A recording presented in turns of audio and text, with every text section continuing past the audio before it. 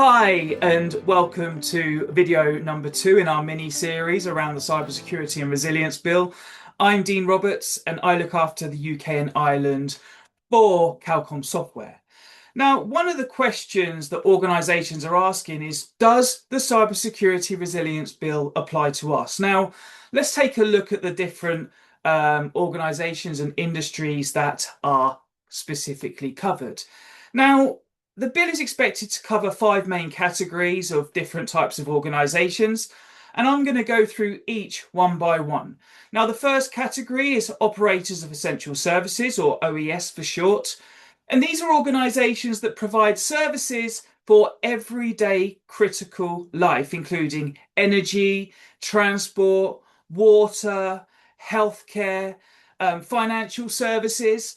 And if your organisation operates in one of these sectors, then there's a very strong chance that you're going to fall within the scope of this bill.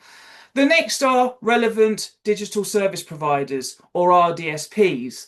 This includes larger organisations such as cloud service providers, online marketplaces, search engines. Now, if you provide these types of digital services in the UK, then this legislation is more than likely going to apply to yourselves as well.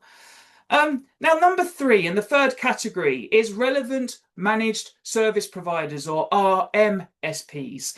And this includes organisations that manage IT services on behalf of their customers, such as managed service providers, managed security service providers, IT outsourcing companies, organisations that provide monitoring, patching, endpoint management or network services.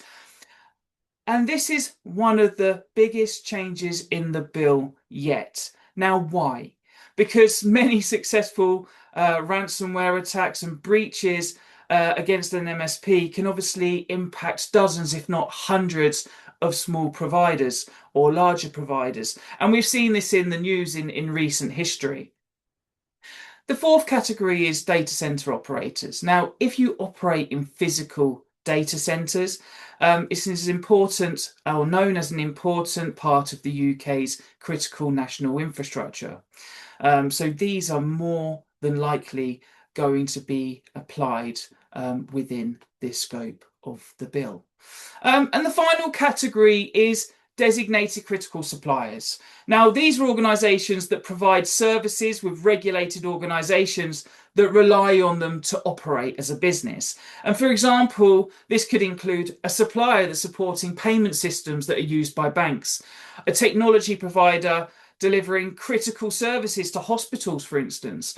So even if you're not directly regulated today, you could still be designated because of the critical role that you play within the supply chain. Notice that word supply chain keeps coming up. So if you're still not sure whether the bill applies to you and your organisation, then don't just assume that you're not in scope. Instead, there's 3 main questions that you should sit down and ask yourself. Who are your customers? What services do you provide to your customers?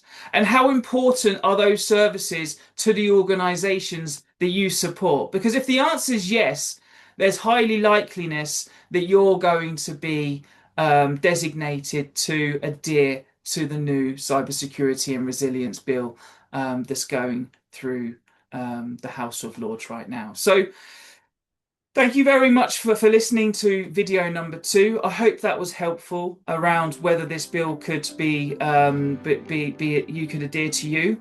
And watch out for video number 3, because video number 3 is going to be what are organisations actually expected to do.